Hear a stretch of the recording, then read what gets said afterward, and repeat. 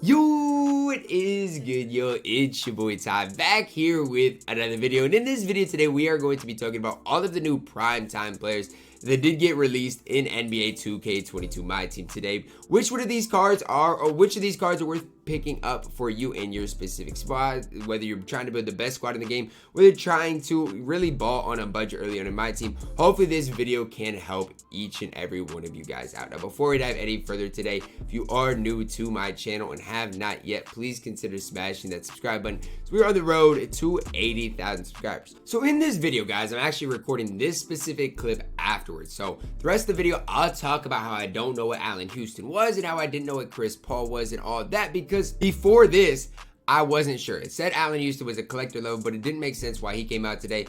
And it didn't say Chris Paul was a reward. But actually, Chris Paul, I'm pretty confident, is the lock-in reward. And Allen Houston is a collector level reward. So just know that. I'll talk about it later on in the video, which I wasn't sure at that time. But just know, Chris Paul is a set reward, with Allen Houston being the collector level award. We're going to start off here with the Sapphire Marvin Bagley III card. 77 3 ball, 73 speed. The dude looks solid. Just based on those two things, looks very, very solid. Here's what I will say though, okay? He only has 16 total badges. You can't even put like catch and shoot on, which hurts. Defensively, he's going to be solid, especially if you do badge him up. Can't get clamps. But everything else, the rim protector, interceptor, intimidator, he can get all those. He's a stretch big in a game early on. We don't have a lot of stretch bigs, and Marvin Bagley is exactly that. Can't really see animation-wise 102. Nobody else has that release.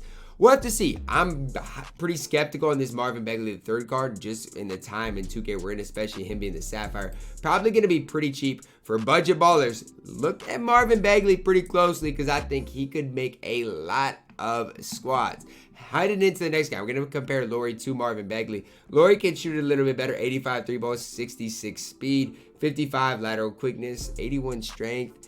Defensively, not going to be as good, but obviously shooting-wise, going to just be a little bit better. It really just depends on what you're looking at the center position. That's really what it's going to depend on. Set shot 18. Not the greatest release in the game, but I feel like any release in the game you can agree with. Who do I like better, Lauri Markkanen or Marvin Bagley III? To me, I'd take Marvin Bagley, but I think you can make the case either way. I just think player build, Marvin's probably better.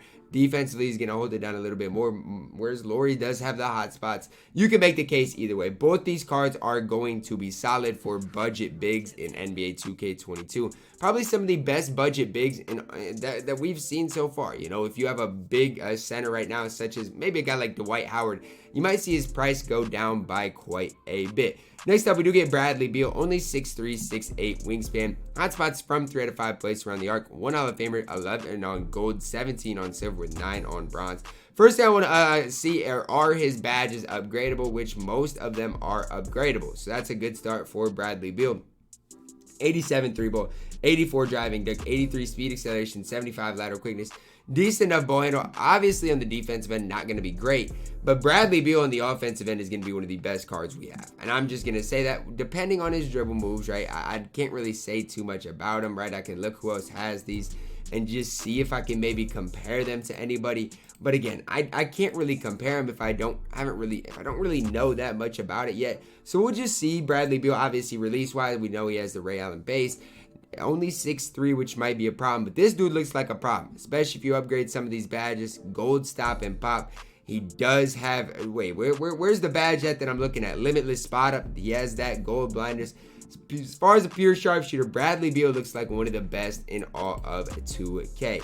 Jerry Stackhouse, 6'6", 6'7", wingspan, 83 ball, 84 speed, 78 lateral quickness, can handle it a little bit. Here's the thing though, Hall of Fame difficult shots, you look at the shooting badges, doesn't have limitless spot up, so when you compare that obviously to Bradley Beal, gonna hurt him a little bit. And defensively, he's not even close to being as good as I thought he would. Hot spots are very solid animation wise. Jump shot 1, we know that's probably gonna be okay. Again, tendency wise, nothing really too early on that much people are gonna have.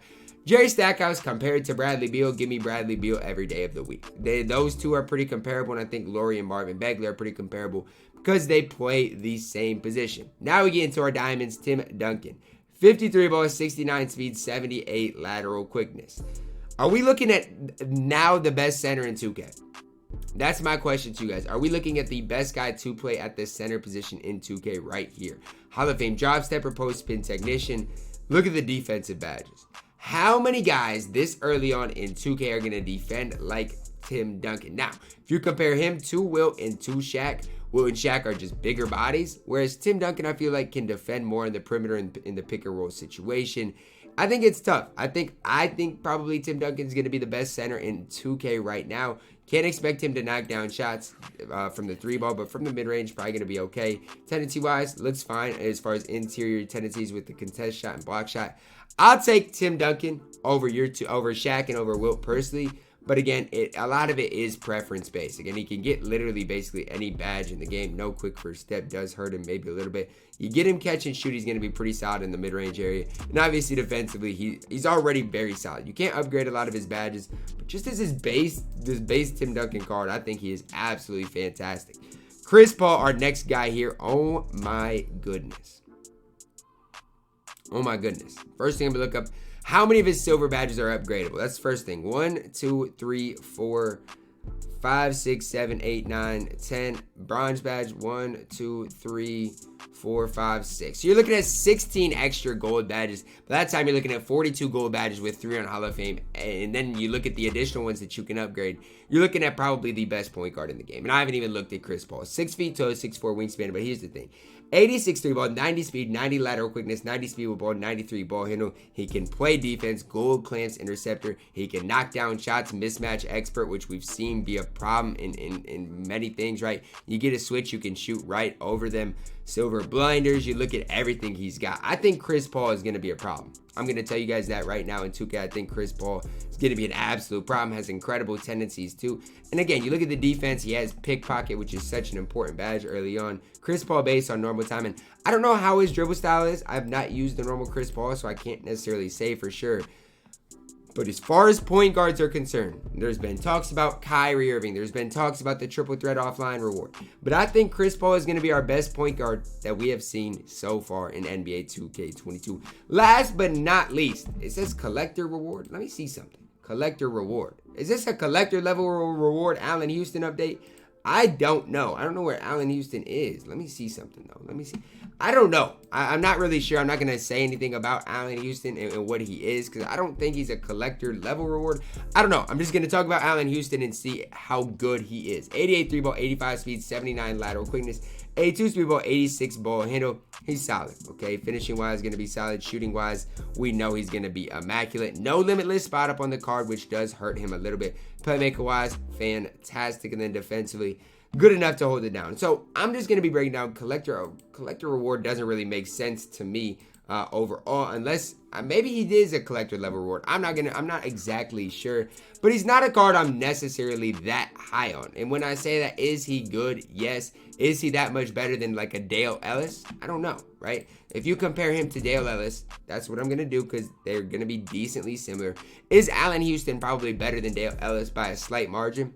Probably, but I don't think it's by enough that it's like that big of a deal, right? If you have Dale Ellis, right, as a token reward, or if he's easier to get, I'd honestly just tell you guys to hoop with Dale Ellis over Allen Houston. Now, again, that's just my opinion. When you upgrade all these badges, obviously we know Allen Houston's going to become a problem, but he's solid. Allen Houston is definitely solid. I'm higher on Chris Paul than anybody else that we got today. Chris Paul at the point guard position, Tim Duncan at the center position. Those are the guys that you need to look at because they are absolutely incredible. And then if you're balling on a budget, Lauri and Marvin Bagley, depending on what you're looking for, are fantastic. Jerry Stackhouse is probably the guy I'm lowest on. Bradley Beal is fantastic too. There's not really that bad of a card in this set. I'd say Jerry Stackhouse is probably the guy I'm least highest on.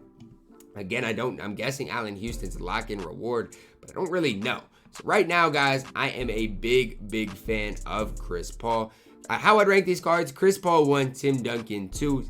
I'd go Bradley Beal 3, Marvin 4, Lauri 5, and Jerry Stackhouse 6. If we're not ranking Allen Houston, if we're ranking Allen Houston, he's just at the top. Allen Houston is objectively the best card that we have seen today. But that is going to wrap it up for the video. Let me know your thoughts down below in the comments, guys. Drop a like on the video, subscribe if you are new, and as always, man, I love you guys, and have a blessed day.